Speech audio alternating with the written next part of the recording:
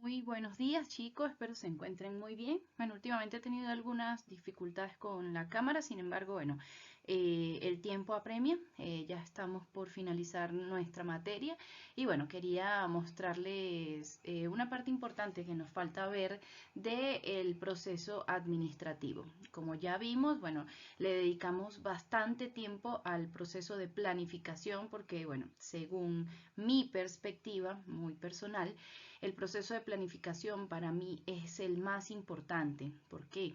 Porque si no tenemos claro quiénes somos y lo que queremos, entonces los demás procesos, perdón, las demás fases, pues se convierten en pérdidas de tiempo, sencillamente porque no podemos realizar ningún tipo de cambio o ningún tipo de acción en nuestras vidas o en nuestra organización si no sabemos o tenemos claro lo que queremos.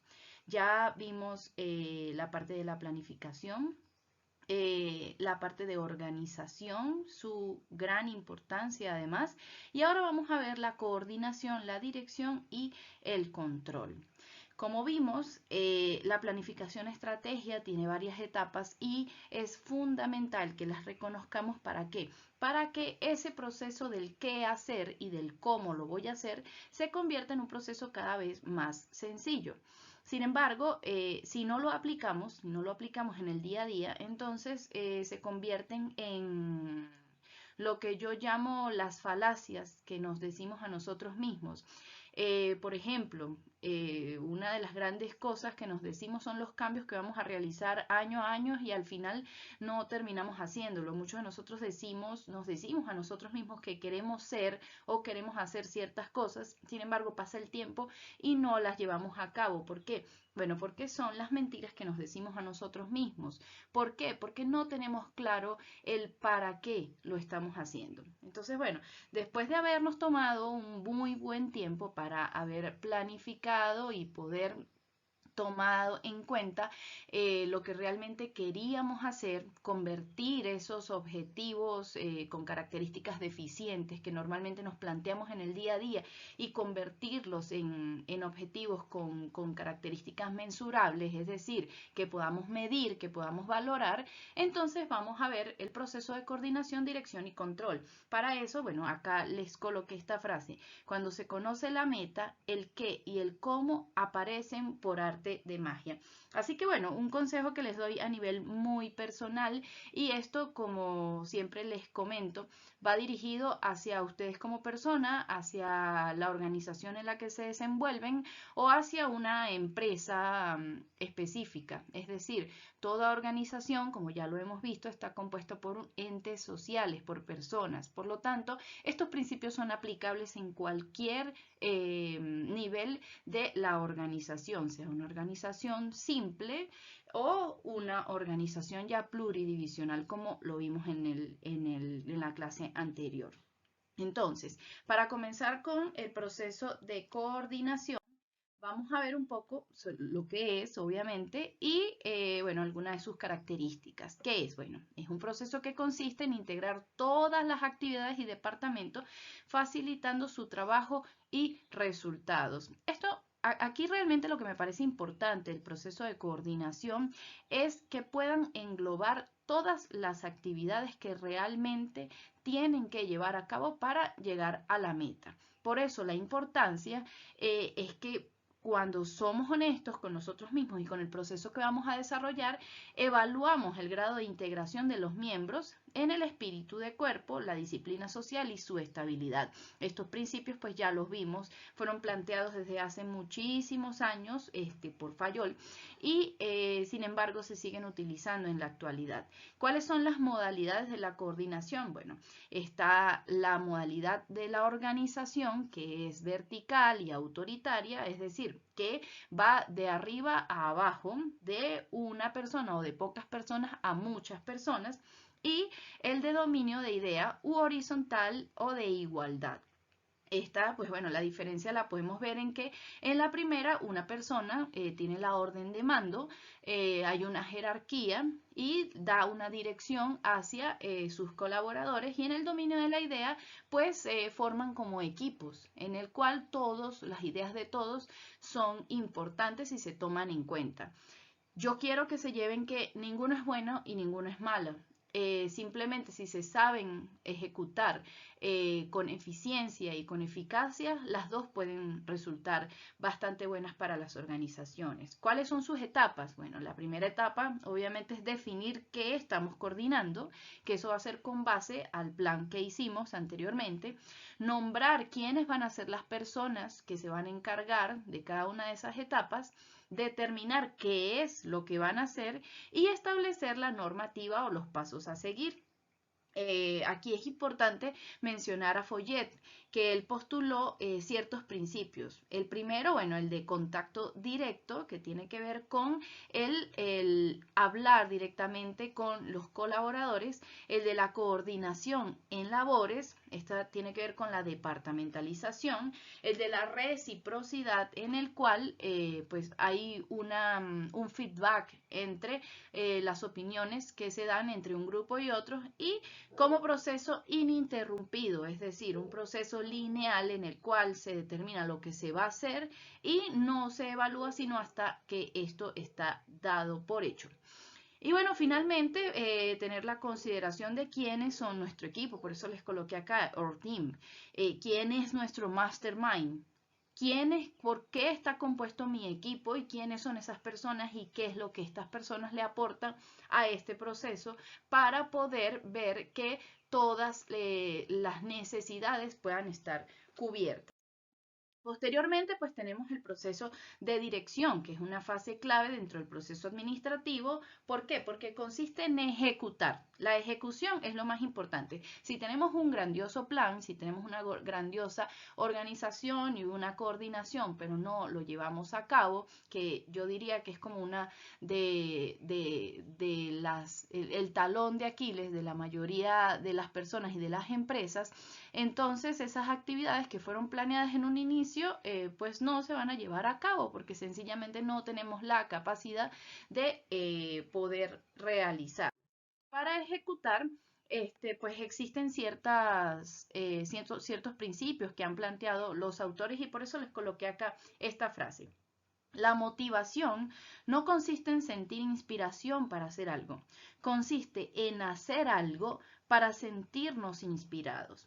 ¿Qué quiere decir esto? Bueno, que normalmente nosotros esperamos a sentir ganas de hacer algo para hacerlo. Entonces decimos, no, hoy no tengo ganas, lo hago mañana. O bueno, ahorita no me siento capacitado, no tengo todas las herramientas, y entonces nuestras creencias limitantes, nuestro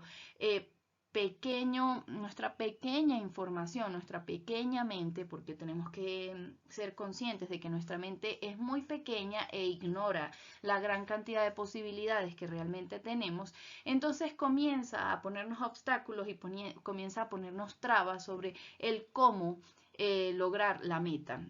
Entonces no siempre hay que sentir inspiración, no siempre hay que sentir motivación para hacer las cosas. A veces la motivación más importante, y esto quiero que se lo lleven para toda la vida, a veces la motivación más importante que podemos tener es dar el primer paso. No nos quedemos con esperar a que queramos hacer las cosas para hacerlas. Ya van a ver que en el camino de hacerlas van a sentir motivación porque se van a demostrar a ustedes mismos que sí es posible. Vamos a hablar entonces de una de las primeras características, que es el liderazgo.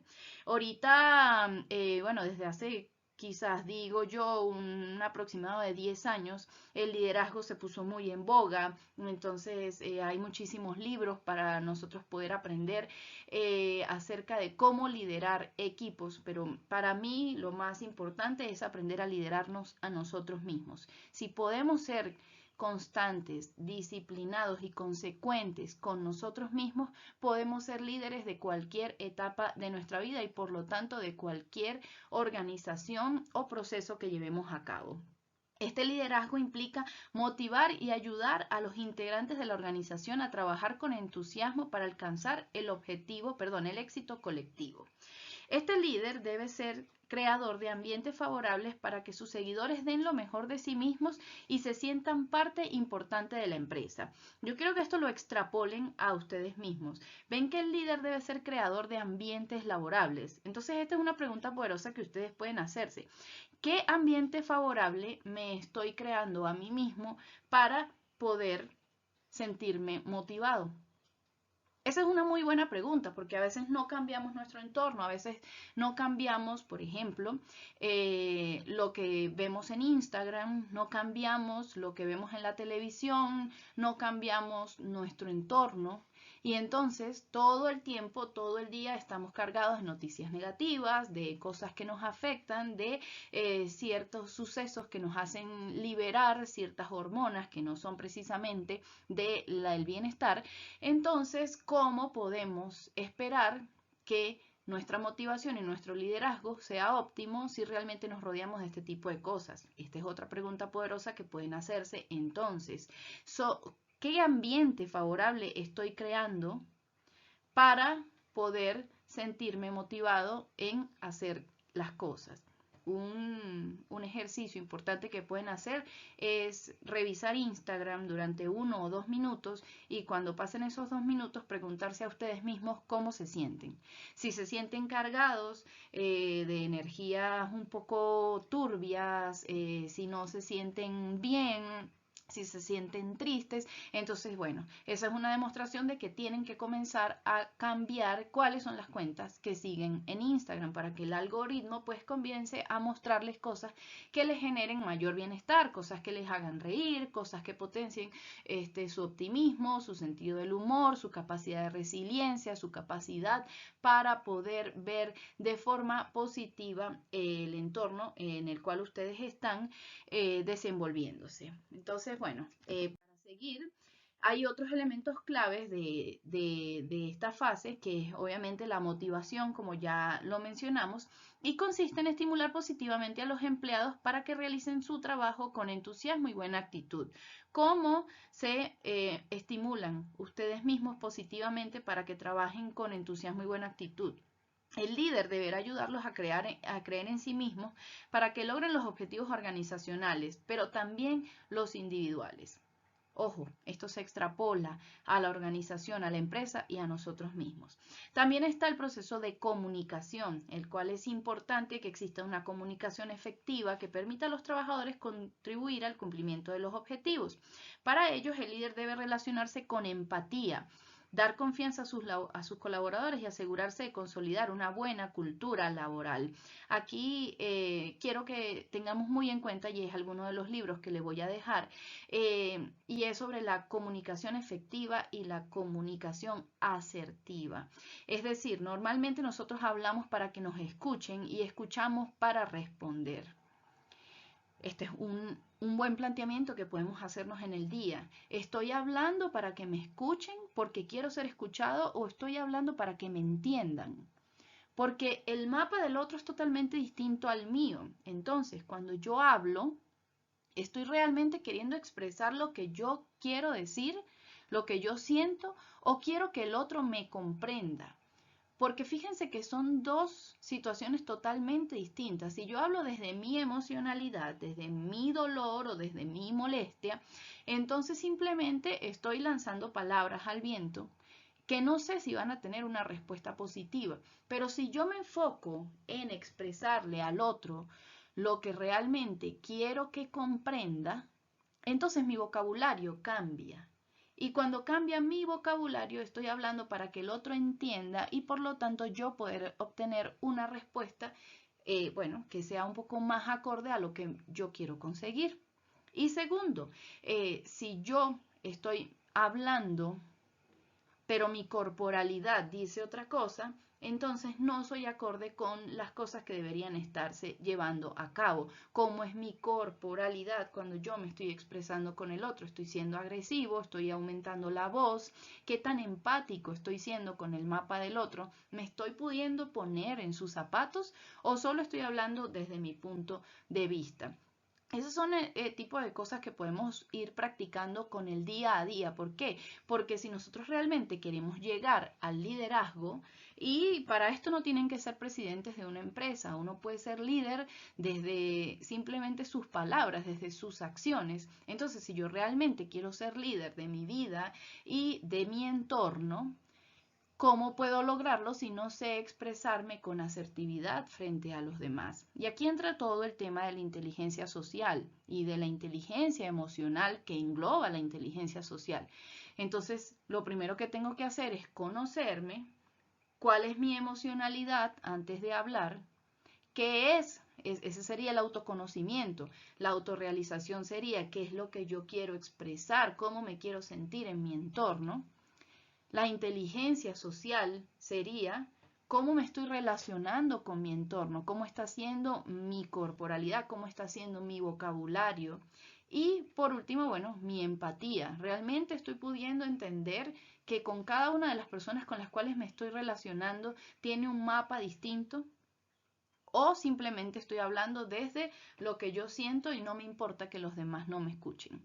Eso es muy importante. Así que la comunicación, porque somos seres de lenguaje, es algo en lo que tenemos que trabajar día a día. Les voy a dejar un libro buenísimo para que lo lean y bueno, ojalá pudiésemos leer todo el maravilloso contenido que hay con respecto al tema de la comunicación, pero bueno, como siempre les digo, toda la información está en internet, basta con que estemos interesados en buscarla y comencemos a formarnos. Bueno, por consiguiente está la ejecución y supervisión, que es pues un elemento muy valioso, pues mediante esta fase se orienta la acción de los colaboradores para que realicen sus actividades de manera efectiva y se puedan alcanzar los objetivos. Y finalmente, la toma de decisiones, que es una de las funciones más importantes que debe realizar el administrador, obviamente con base a las órdenes que les dé su superior, y consiste en elegir el mejor curso de acción entre las varias alternativas con la finalidad de lograr los objetivos establecidos. Además de esto, bueno, vamos a ver un poco, vamos a adentrarnos un poco más en este tema de la motivación. ¿Por qué? Porque como vemos es muy importante y se ha estudiado muchísimo durante mucho tiempo. Este reto de la motivación realmente pues se trata de que los factores que ocasionan, canalizan y sostienen nuestra conducta pues vienen dados desde una fuente.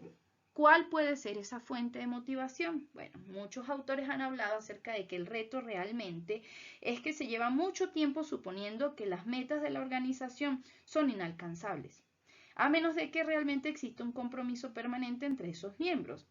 La motivación entonces es una característica realmente de la psicología humana, que contribuye al grado de compromiso de la persona consigo misma y con la organización. Pregunta poderosa: ¿qué tan comprometido estoy conmigo mismo? ¿Qué tan comprometido estoy con la organización?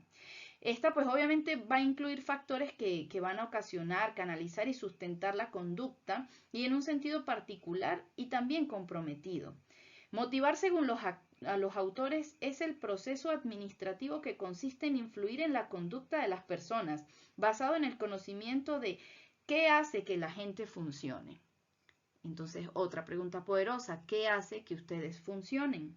La motivación y el motivar se refieren al rango de la conducta humana consciente, en algún punto entre dos extremos. El primer extremo es los actos reflejos, por ejemplo, un estornudo, un parpadeo, todo esto que tiene que ver con el sistema nervioso autónomo. O el segundo, las costumbres adquiridas, por ejemplo, el cepillarse los dientes o la forma de escribir, que son cosas que vamos aprendiendo poco a poco. Entonces, una de las ideas presentadas por dos autores, que son Landy y Becker, es que realmente esta teoría motivacional, o bueno, que la conducta humana viene dada por lo que son la unión entre los reflejos y lo que es habitual. Y cuando estos dos se juntan, entonces aparece como una corriente influenciable, que es el punto focal de la teoría, en donde realmente a la persona se le puede llevar a que realice cambios en su vida y accione de un modo positivo ante su vida. Para esto, bueno, han surgido muchas teorías. teorías de la motivación hay millones, porque como pudimos ver, ustedes vieron en Teoría Administrativa 1, pues toda esta corriente humana fue surgiendo por una necesidad y por procesos históricos pues muy fuertes que se dieron durante la evolución humana. Tú no puedes hablar de motivación en una primera o en una segunda guerra mundial, pero ya después de que las necesidades fueron un poco más abastecidas, entonces puedes poner un punto de vista un poco más humano, un poco más amable con los colaboradores de las organizaciones. Estas teorías de la motivación, pues bueno, entre ellas podemos considerar la teoría de las necesidades, que es para mí una de las más importantes. ¿Por qué? Porque realmente pues es una de las más honestas, ¿no? Si no están pues totalmente abastecidas las necesidades básicas de una persona, y creo que es algo que vimos acá en Venezuela, si no tenemos las necesidades básicas totalmente cubiertas, pues cómo nos vamos a sentir motivados a poder hacer otro tipo de cosas como formarnos en cursos, seguir estudiando o tener un trabajo mejor o luchar por ciertas cosas que sean ya tema de autorrealización y no de necesidades básicas. También la teoría de la equidad tiene mucho que ver con el humano y es muy importante que lo consideramos. ¿Por qué? Porque nosotros hablamos mucho sobre la justicia.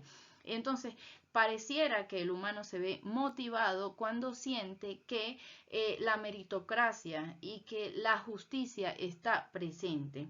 Unos términos claves para la motivación, pues bueno, es la pequeña empresa. En pequeñas empresas tenemos que tener muy en cuenta quiénes son nuestros trabajadores, cuáles son sus intereses y el cómo los estamos sabiendo liderar.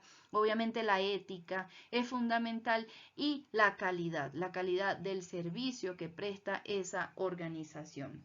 Entre las primeras ideas de la motivación, como ya les mencioné, hay muchísimas, pero el modelo tradicional normalmente lo que decían era que el trabajo era inherentemente desagradable para la mayoría de las personas. Que la persona lo que hacía era menos importante que lo que ganaba por hacerlo y que pocas personas quieren o pueden manejar trabajos que requieren creatividad, autodirección y control de sí misma. Es decir, no todo el mundo está capacitado para poder liderar. Entre ellos, pues bueno, hay que mencionar las teorías X y Y de McGregor, porque bueno, él planteaba dos supuestos. Uno, que las personas tienen aversión inherente al trabajo, y la teoría X, pues un poquito más optimista, que presuponía que el trabajo era algo tan natural como el descanso o el juego. Yo creo que al final, pues bueno, hay que hacer una fusión entre ambas teorías y saber que el modelo de las relaciones humanas vino a plantear que realmente las personas se quieren sentir útiles e importantes, que quieren pertenecer y ser reconocidas como individuos y que estas necesidades son más importantes que el dinero en la motivación de las personas para que trabajen. Esto, bueno, se pudo ver y lo vieron en el experimento de Hawthorne, Turner, en donde los científicos no entendían qué era lo que estaba pasando. ¿Por qué si yo le pago más a un trabajador, no hay cambios? ¿Por qué si le pago más, produce más, pero si después le reduzco el sueldo, sigue produciendo más? Esto dejó loco a los trabajadores y en realidad, al final de todo, de este experimento, lo que realmente se vio es que la gente simplemente quiere ser escuchada, la gente quiere ser reconocida y cuando le das ese reconocimiento, aprobación, entonces comienzan a ser mucho más eficientes en la producción de la empresa. El modelo de los recursos humanos entonces realmente viene como a cambiar esta idea y plantea que el trabajo no es inherentemente desagradable, que las personas quieren contribuir con metas que realmente tengan sentido y que hayan contribuido a establecer. Es decir, si yo formo parte de la construcción de las metas y de la estructura de la organización, entonces me voy a sentir vinculado y me voy a sentir mucho más motivado. y que la mayor parte de las personas pueden ejercer mucha más creatividad, autodirección y control de sí mismas que la que exigen sus trabajos presentes, siempre y cuando se sientan motivados. Entonces, bueno, esto es como un bosquejo muy rápido de lo que es la motivación. Obviamente, si queremos mucha más información, podemos encontrarlo en el libro de Stoner, está con bastante claridad cada una de las teorías, pero esto es más o menos la parte más. Entonces, estos rasgos y enfoques conductistas que tienen que ver con el liderazgo, pues bueno, tenían funciones realmente bastante importantes y era evidente que los líderes efectivos, en el momento en el que se comenzaron a plantear, al parecer no contaban con una serie particular de rasgos distintivos. Y los investigadores pudieron ver que trataron de aislar realmente conductas características de los líderes efectivos y una de las cosas más importantes es el cómo hacen las cosas, es decir, cómo delegan las tareas, cómo se comunican con sus seguidores, tratan de motivarlos y cómo efectúan sus labores. Entonces, bueno, entre las funciones más importantes del liderazgo, obviamente, está que las actividades relacionadas con las tareas y con la unidad de grupo que se debe desempeñar el líder u otra persona, sean realmente pues objetivas y eficientes, es decir, que la comunicación pueda tener y desempeñar un rol importante dentro de ese feedback.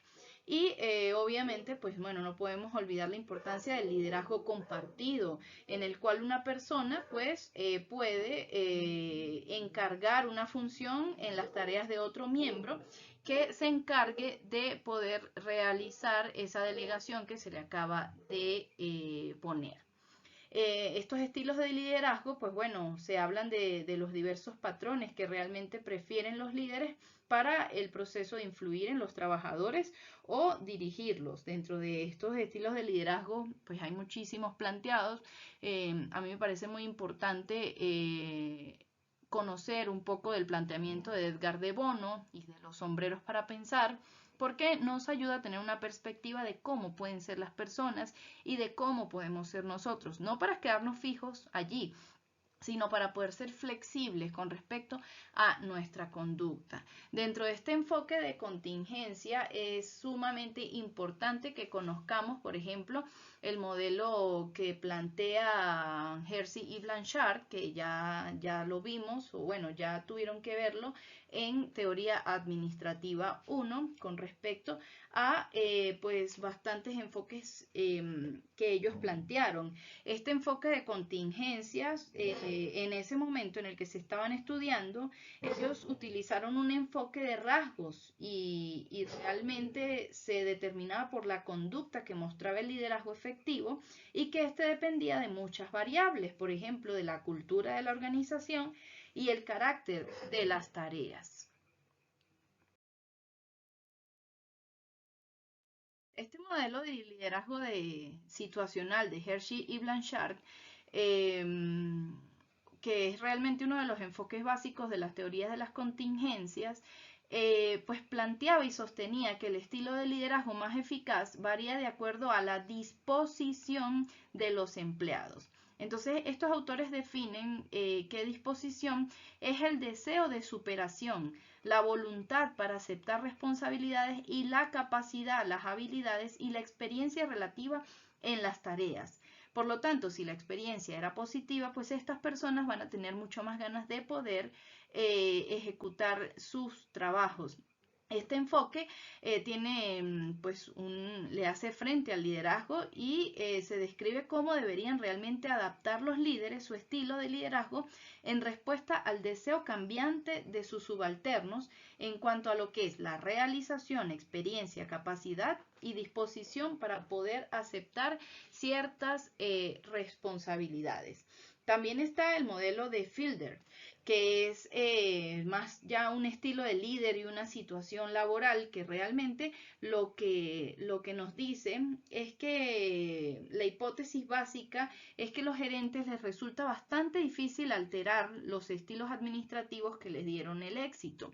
Entonces, si una persona consiguió aumentar su productividad o ser un poco más eficiente o eficaz bajo algún proceso, pues será muy difícil que pueda abandonarlo.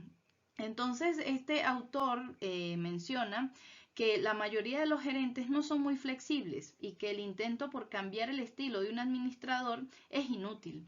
Por lo tanto, los estilos son relativamente inflexibles y como no hay un estilo adecuado para lograr las situaciones, la actuación efectiva del grupo solo se puede lograr si se encaja al gerente en la situación o si se cambia la situación para que se ciña al gerente. Por ejemplo, se puede elegir un gerente comparativamente autoritario para que ocupe un puesto que requiere de un líder dirigente, o se puede cambiar el trabajo para darle al gerente autoritario más autoridad formal sobre los empleados. También está el enfoque de la ruta meta, que bueno, es uno de los que a mí me parece, me llama bastante la atención y para mí es bastante efectivo, ya que esta teoría del liderazgo realmente subraya que el papel del líder para aclararle, es decir, es muy importante que el líder tenga su papel claro para poder pues otorgarle reglas claras a sus subalternos del cómo pueden obtener los mejores resultados y las recompensas consecuentes. Bajo esta posición, realmente lo que se plantea es que si una persona tiene clara cuál es la estructura de las tareas que debe hacer, cómo están estructuradas, y si la posición del líder es una posición fuerte y además las relaciones entre el líder y los miembros es buena, entonces se supone que la efectividad de la consecución de los objetivos va a ser alta.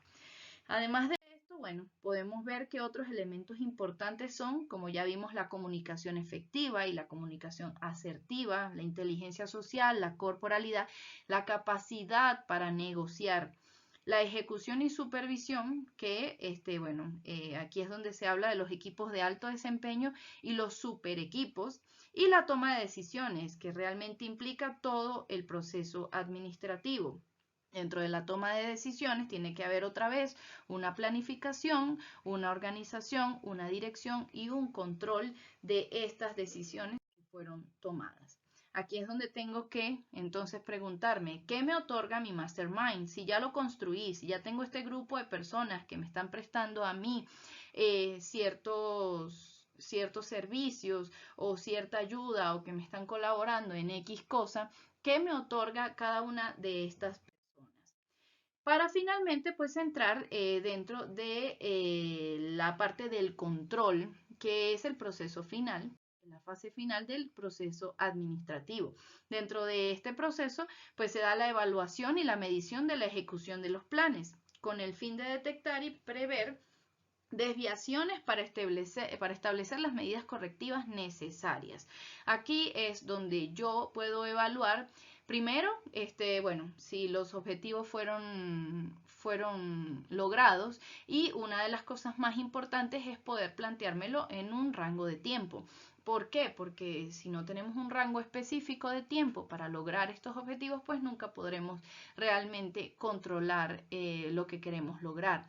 Aquí es donde entonces hago una evaluación y un diagnóstico acerca de si los efectos positivos fueron mayores o menores que los efectos negativos. Otra de las evaluaciones que tiene que haber dentro del proceso de control es la evaluación del equipo. Acá, bueno, les coloqué, por ejemplo, si dentro de mi equipo tengo a Cameron Díaz, a Elon Musk, a Bonus Williams y a Leon Messi, bueno, cuáles eran las funciones que tenían que ejecutar cada una de estas personas y si realmente pues hicieron bien su trabajo. Si no lo hicieron bien, entonces la pregunta es, ¿fui realmente dirigente? con respecto a lo que tenían que hacer cada una de estas personas, me expresé de forma adecuada, o si la persona, bueno, pues finalmente no está capacitada para poder ocupar ese puesto que se le dio.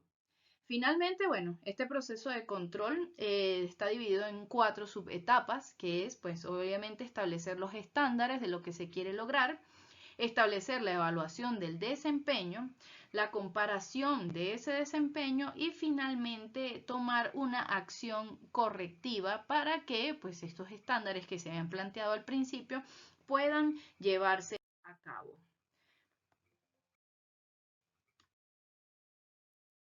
Finalmente, bueno, ya vimos de manera muy general lo que son estas últimas 3 etapas de coordinación, dirección y control. Y bueno, ahora una de las cosas que les voy a plantear para que nos propongamos hacer durante estos días es que les voy a dejar un libro bastante corto con el cual vamos a hacer un proyecto final de la materia que va a englobar lo que es realmente la gestión. ¿Qué es lo más importante? Porque, bueno, ya vi que tengo que planificarme, ya vi lo que es la planificación estratégica, vi cómo puedo organizarme, cómo puedo coordinar, cómo puedo dirigir y cómo puedo controlar esta organización o a mí mismo, pero bueno, finalmente lo más importante es cómo gestiono yo este proceso para que se pueda llevar a cabo, para que yo pueda conseguir mis pequeños objetivos que me lleven a mi meta y finalmente pueda sentirme realmente motivado por haber logrado lo que me planteé. Acuérdense, no siempre se necesita motivación para poder hacer las cosas. A veces el proceso o el paso más importante para poder lograr las cosas es dar el primer paso. Bueno, nos vemos entonces en una próxima clase y les dejaré por el Classroom las actividades que vamos a realizar. Muchísimas gracias por su tiempo.